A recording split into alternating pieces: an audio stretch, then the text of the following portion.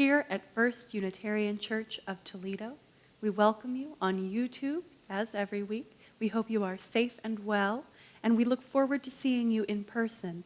At our next meeting, we will be at the church in the backyard on October 10th. Please join us for service outdoors. Our next upcoming in-person event will be on October 23rd. We will be having a trunk or treat that Saturday. Please join us. As we begin our service, I'd like to bring you these opening words by Mark Causey. We are reminded today that humans and animals are made of the same star stuff and share a common destiny. We share the same hopes of a life free from harm and suffering, and the same aspirations of happiness and flourishing, being able to express our own unique natures and capacities as best we may. We are inextricably intertwined, interconnected, and interdependent. And it is good.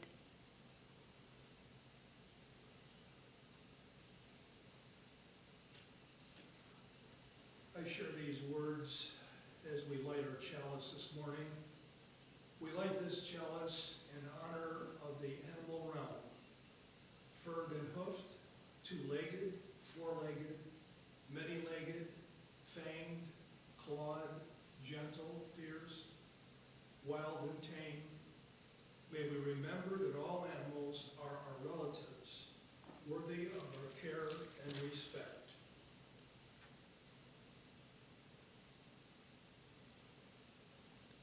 And now, please join me as we recite our covenant.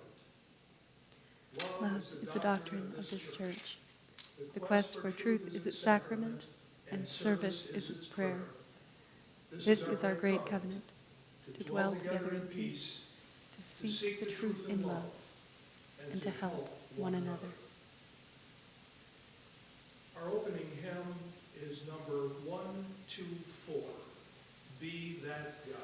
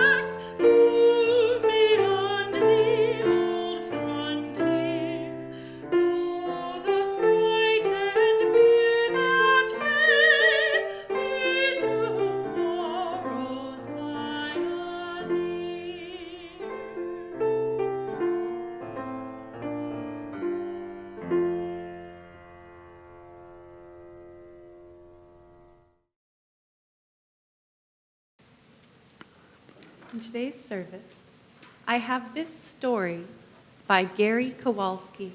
It's called What the Turtle Taught Theodore.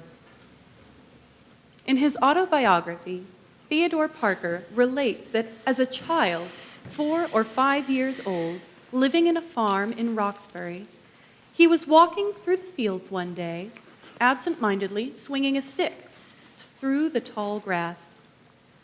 This was many years ago, in the days before the Civil War. It was summertime. He stopped to watch the water bubble along a creek. Then he noticed a turtle sunning itself on a rock. He'd seen other boys use their sticks to strike turtles and other animals.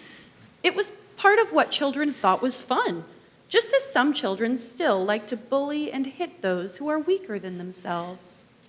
Often, children and grown-ups, too, are copycats, mimicking the behavior of others who seem bigger and stronger than themselves. Young Theodore wanted to be like the other older boys he'd seen, so he raised his stick into the air, taking aim and preparing to knock the turtle into the water. Then, something stopped him.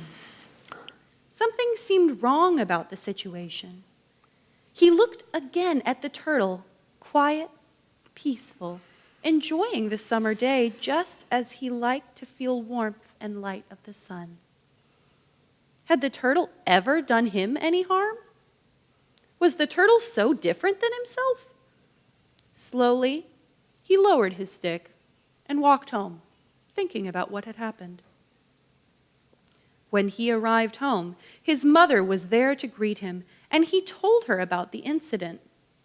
She listened carefully to Theodore, and listened especially carefully when he related how some strange force inside had stopped him from hitting the little animal. "Theodore," she said, "that force inside you was the voice of conscience. Always pay attention to it. Always follow what your conscience tells you. It's your moral compass that points you in the right direction. And if you honor your conscience, you'll never go wrong in this world." Theodore Parker grew up to become a Unitarian minister. In fact, one of the greatest leaders our faith has ever known.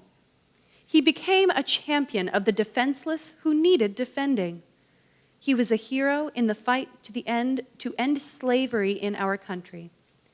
He prayed to Father and Mother God and fought for women's equality and their right to vote.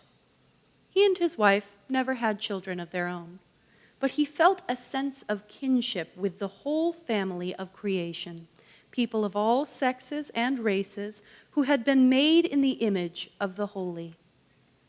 And it started one summer day when he was just a child who saw a turtle and decided to do what was right.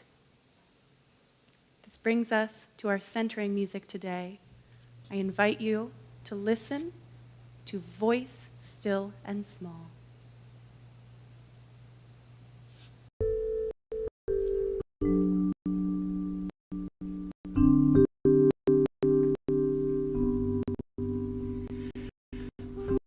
Voice still and small, deep inside all,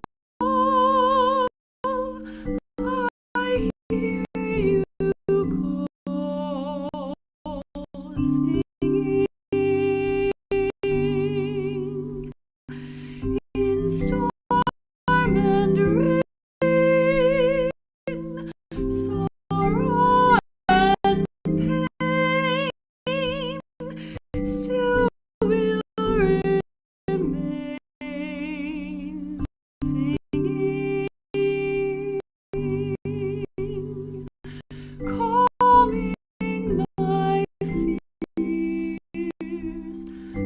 quenching my tears through all the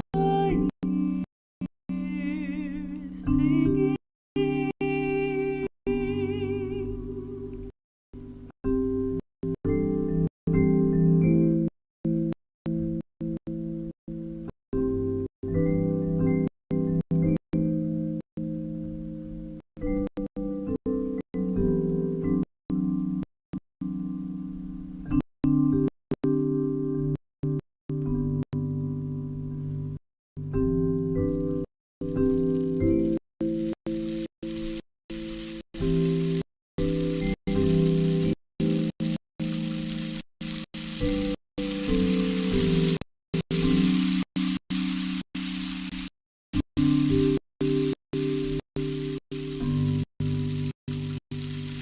Calming my fears, quenching my tears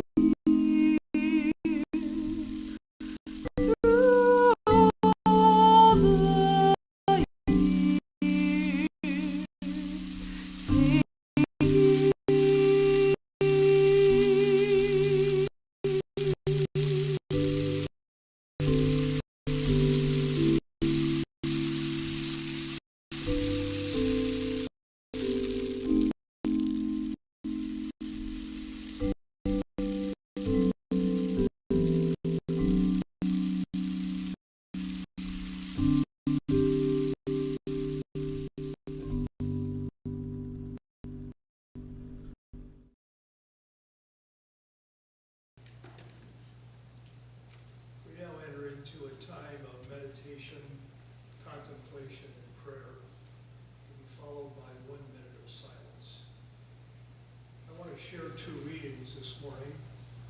One, or the first, by Fyodor Dostoevsky. Love all God's creation, the whole of it, every grain of sand. Love every leaf, love beasts, love the plants, love every creature. For if you love everything, you will perceive the divine mystery in everything. And once you have perceived it, you will begin to comprehend it ceaselessly, more and more, every day.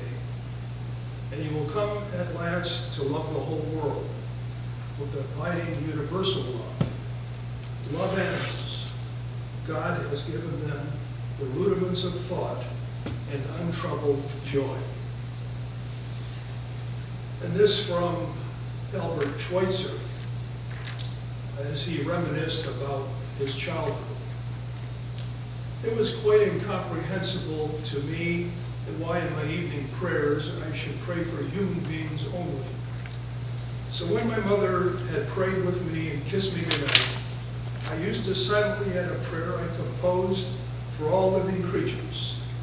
It ran thus: O Heavenly Father, protect and bless all things that have breath, guard them from all evil, and let them sleep in peace. And now a minute of silence as we reflect on the animals in our lives, past and present, the joy they have brought us, and the lessons they have taught us.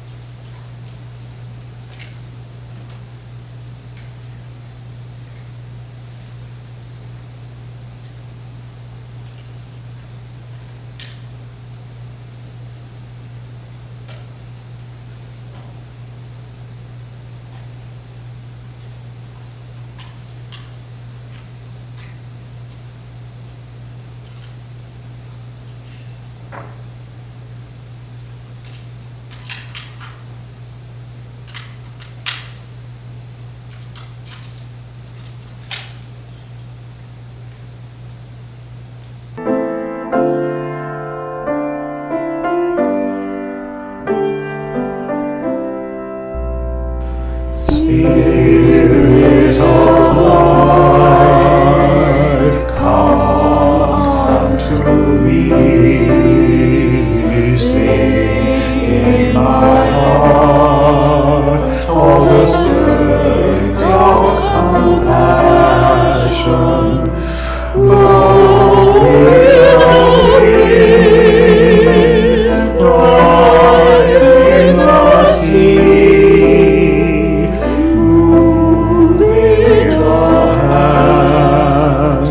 Giving life the shape of justice, rose holy rose, wings set me free. Spirit of life, come to me, come to me.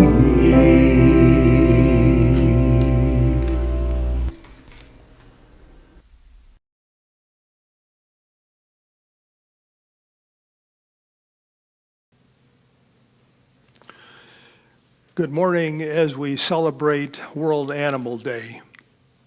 Several months ago, I found an advertisement in the UU World magazine soliciting people to enter the annual Albert Schweitzer Sermon Contest.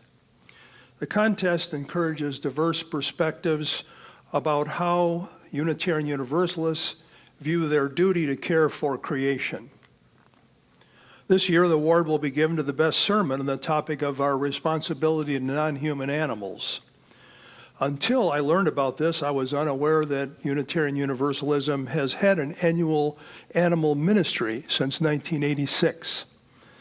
I informed Reverend Tim of my desire to speak on this topic one Sunday, and he suggested today for the reason that October 4th is World Animal Day, a social movement charged with the mission of raising the status of animals in the world. Thank you, Reverend Tim. I want to approach this topic from three angles. First, from my title, Reverence for Animals, I raise the question of their significance.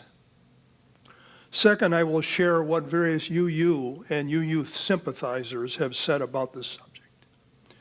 And last, I'll explore the thinking of Schweitzer himself and how it is linked to his ethical philosophy.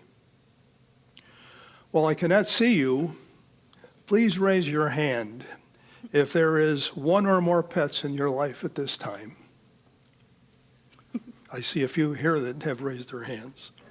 Thanks. Now, how many of you that do not have a pet now have had one at some time? If you've had a pet, past or present, how many of you would say that it was a valued member of your family? I believe everyone would. Schweitzer wrote a children's book on the topic on one of his pets called The Story of My Pelican, which was told from the pelican's point of view. About 1 year ago, I was in a pet store and struck up a conversation with a man ahead of me. He was telling me how poorly his older dog was doing before he tried him on CBD oil. He said it looked like it took 10 years off the dog's life, and he added that prior to using it, he was afraid he'd have to put the dog down. And then he said, I have family members I would rather put down than that dog. Now, we may recognize this as jest, but there is more than a grain of truth in the fact that pets can be closer to us than some of our human family members, and the death of a pet is a time of great sadness. I know this from recent experience after having to euthanize our dog Bella about 1 month ago. Pets give us something rare to find, unconditional love. We live in a society where many people are lonely, a major contributor to the suicide problem, and research has shown that having a pet is one of the best antidotes for loneliness for those that have the means to care for them. Pets matter. How many of us here are meat eaters? Raise your hand. How many of us identify as some form of vegetarian? Well, I could find no comparison among Christian denominations compared to other faiths, excluding Seventh-day Adventist and some Hindu sects. I suspect vegetarianism runs relatively high among UUs, and we'll explore the possible reasons for this in a minute. But for those of us still hooked on meat, and us would-be vegetarians, how important is it that you consume, the food that you consume be free of antibiotics, growth hormones, or other chemicals? How important is it for you that the animal products you consume not be from animals unable to engage in any of the normal activities for their species, confined to an area where they cannot lay down, have their beaks purposely burnt off, have huge amounts of chemicals pumped into them, are prodded by electrical devices. The meat and dairy industry is causing huge amounts of rainforest deforestation, emitting immense amounts of greenhouse gases, as it literally kills billions of animals each year for our carnivorous taste. We Americans want our meat, we need meat, and please supersize it. I occasionally eat breakfast at a restaurant where I typically order eggs and potatoes, and almost always am asked, no meat? As if I'm somehow misunderstood. You are what you eat is not an old wives' tale. If a cow lives poisoned, sick, imprisoned, and scared, and you eat it, some of that essence becomes you. Farm animals matter. How concerned are you that species, not animal species, not go extinct? In a recent book called Beloved Beasts, Fighting for Life in an Age of Extinction, the author Michel Nagias cites a recent study showing 500 species of land animals face extinction over the next couple decades, and climate change may wipe out over 1/3 of the world's freshwater fish. Overhunting, extermination campaigns have caused micro-extinctions throughout human history. But the destruction of entire species has been unthinkable until the mid-19th century. You may be aware that the once vast bison herd, American bison herd, was near extinction, and the American passenger pigeon is no more. The Blade reported Thursday that the U.S. government says that the ivory-billed woodpecker is now extinct among 23 other animal species. The reasons given are property development, water pollution, deforestation, logging, invasive species, animals that are being killed for their feathers, skins, or horns, animals captured by private collectors. The list of the causes can be really reduced to one word: man.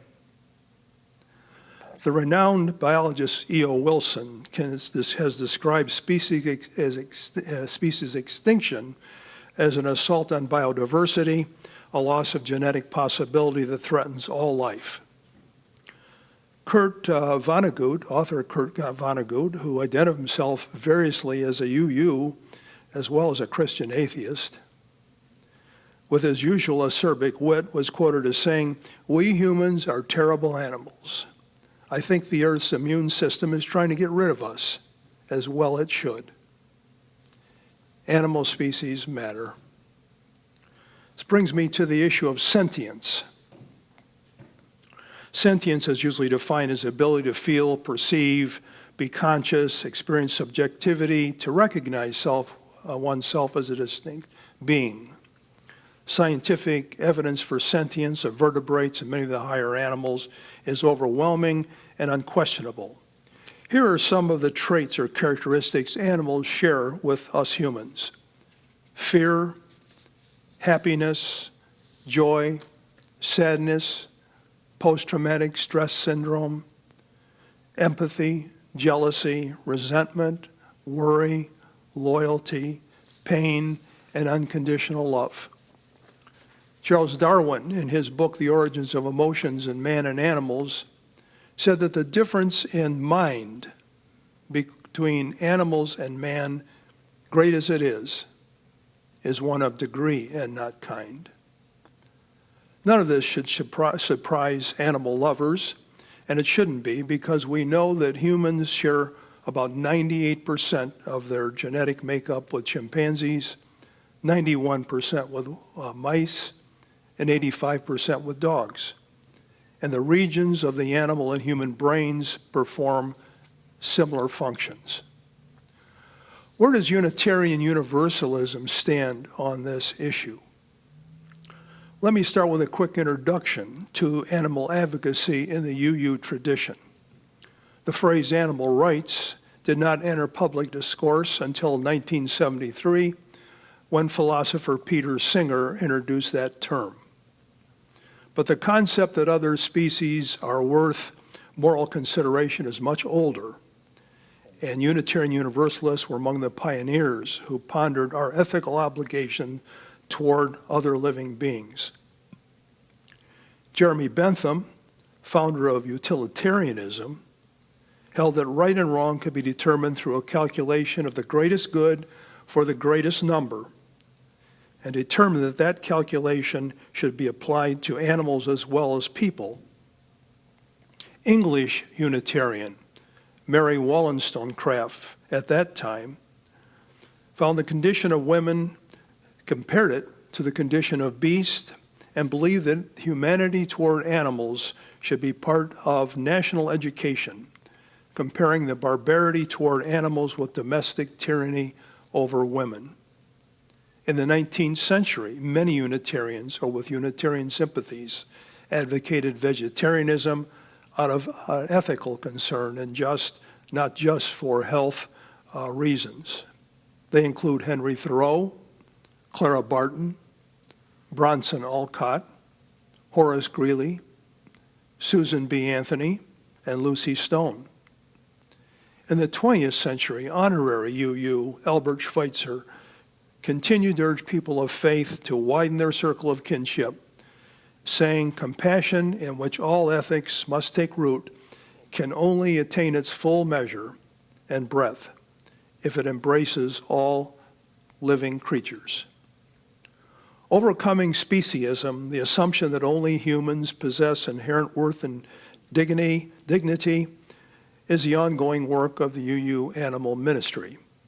The UU view of our responsibility to creation, of which animals are a part, can be found among our principles and living traditions.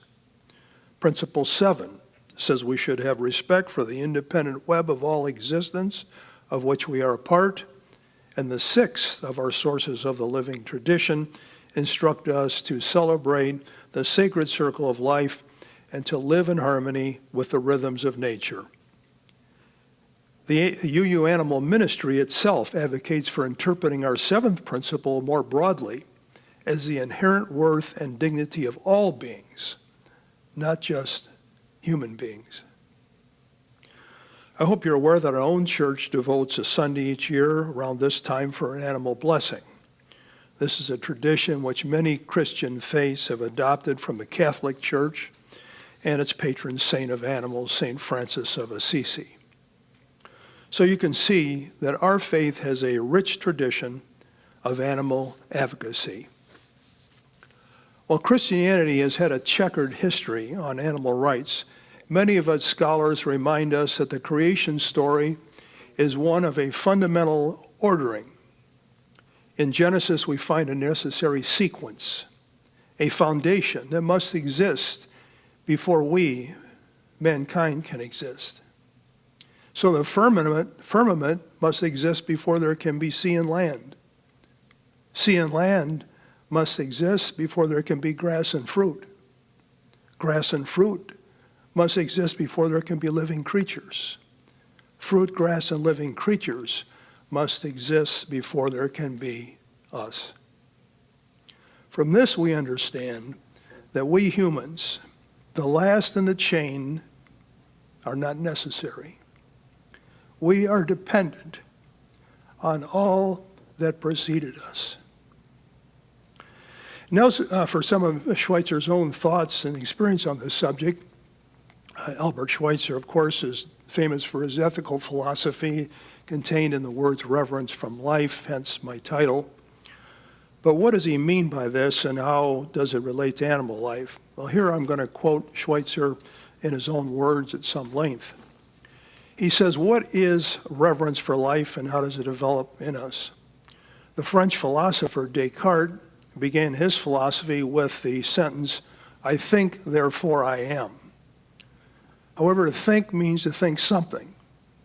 And the most immediate fact of man's consciousness is that I am life that wills to live in the midst of life that wills to live.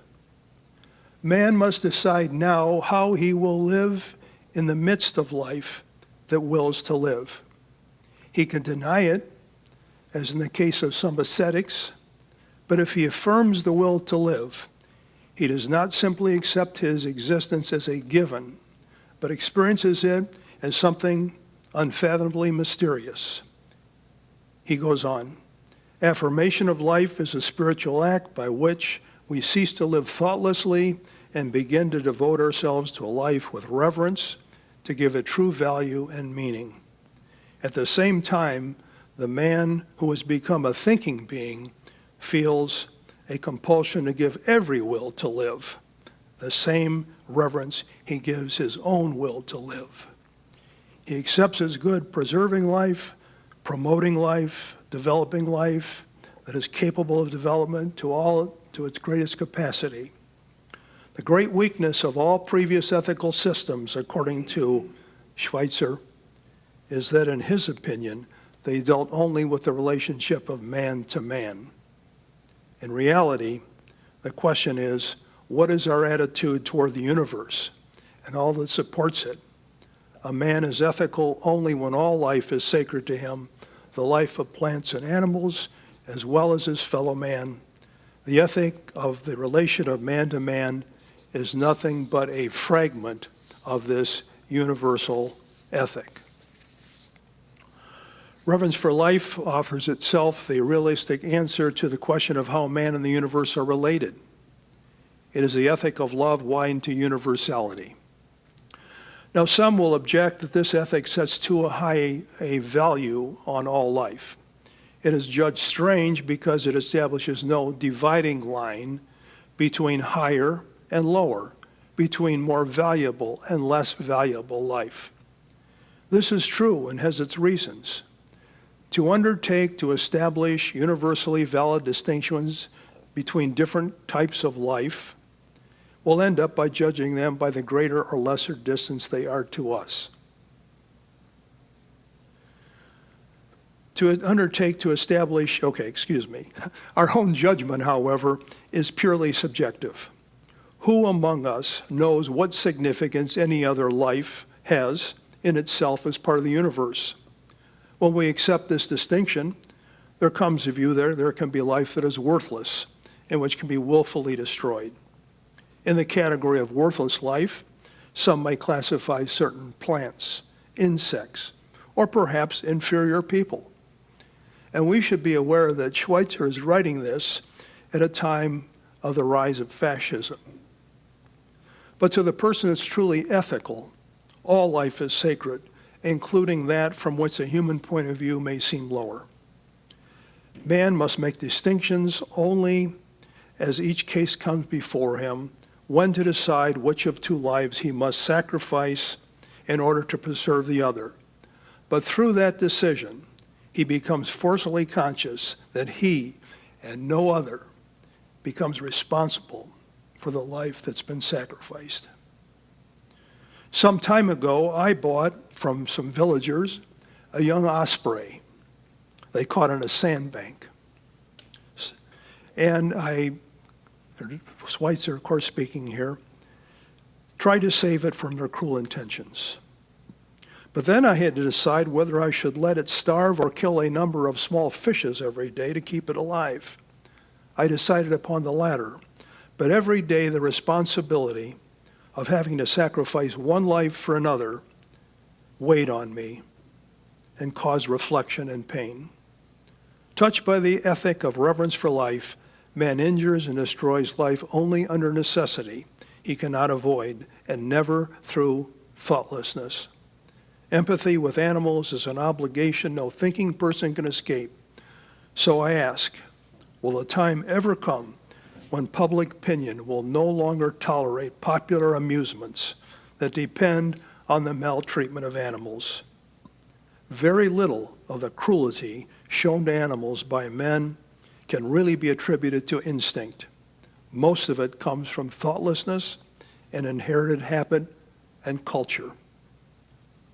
The roots of cruelty, therefore, are not so much strong as widespread. But the time must come when humanity, protected by custom and thoughtlessness, will succumb to humanity championed by thought and compassion. Schweitzer gives an example of his own thoughtlessness in this story from his youth. A friend persuaded the 8-year-old Albert to go out to hunt birds with their homemade slingshots. He says this is a terrible proposal, but he was fearful the boy would laugh at him if he refused. We placed our stones in the sling, ready to shoot at birds, singing gaily without any fear of us. At that very moment, the church bells rang, and for me, it was a voice from heaven. We threw our slings down and ran for home. Years later, he reflected on that incident and said it represented a turning point in his life. From that day on, I have had the courage to free myself from all fear of men. When my deepest convictions are involved, I paid less attention to the opinion of others. I escaped the dread of being laughed at. I want to share a few more quotes here from Schweitzer on reverence for life. from the words of Albert Schweitzer by Norman Cousins, who, by the way, attended the UU Church in Westport, Connecticut, and donated the pulpit at that church in the memory of Schweitzer. He said, "I cannot but have reverence for all that is called life. I cannot avoid compassion for everything that is called life. This is the beginning and foundation of morality. Any religion or philosophy that is not based on respect for life is not a true religion or philosophy. Reverence for life is the greatest of the commandments in its most elementary form, or expressed in negative terms, thou shalt not kill." Does Schweitzer's reverence for life include plant life? Yes, it does. He says, "A farmer who has mowed down 1,000 flowers in his meadow to feed his cows should take care that on the way home he does not in wanton pastime switch off the head of a single flower on the edge of the road, for in doing so he injures life without being forced to do so by necessity." He said, "We have invented many things, but we have not mastered the creation of life. We cannot create an insect." He said, "In all things recognize yourself. The tiny beetle that lies dead in your path, it was a living creature, struggling for existence like you, enjoying the sun like you, knowing fear and pain like you, and now it is no more than decaying matter, which is what you will become sooner or later." More than a century ago, Unitarian Theodore Parker said, later famously paraphrased by Dr. Martin Luther King, "I do not pretend to understand the moral universe. The arc is a long one. My eye reaches little ways. I cannot calculate the curve and complete the figure by the experience of sight. I can divine it by conscience. And from what I see, I'm sure it bends toward justice. From what I see, the arc of justice is bending toward reverence for animals. The Universal Declaration of Animal Rights is a step in this direction. My view is the day will come when it will be recorded that the history of the maltreatment of non-human animals is recorded with shock and shame, similar, if not equal, to the treatment of humans. And we will treat them eventually as fellow travelers in this mysterious thing called life. And to that I say, may it be so, may it be soon, and amen." Thank you for those words. We come now to our time of offering. If you are interested and able to learn more about UU Toledo on our website, you can visit us at uutoledo.org. If you are interested in becoming a contributing member, you may learn more in our gift and donate section of that website. You can also click on the link below and get in touch with us.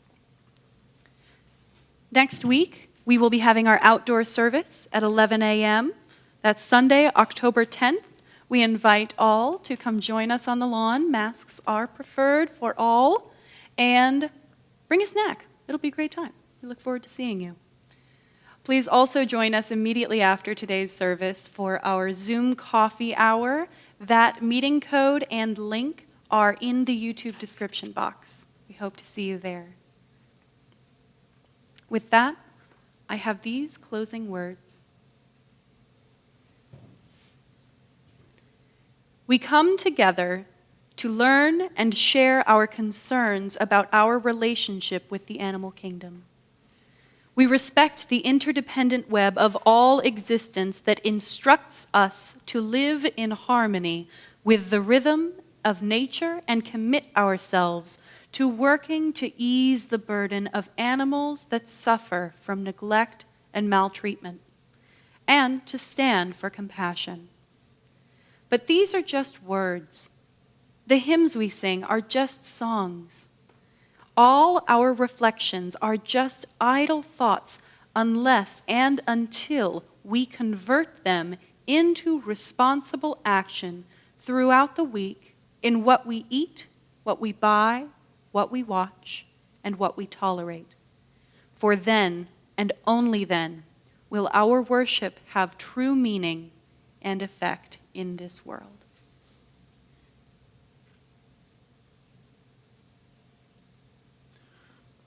I now share these words as Mickey sends the flame. We extinguish this flame, but we keep its light in our heart with its message of love and justice for all beings, taking it outside our walls to lighten the world we live in.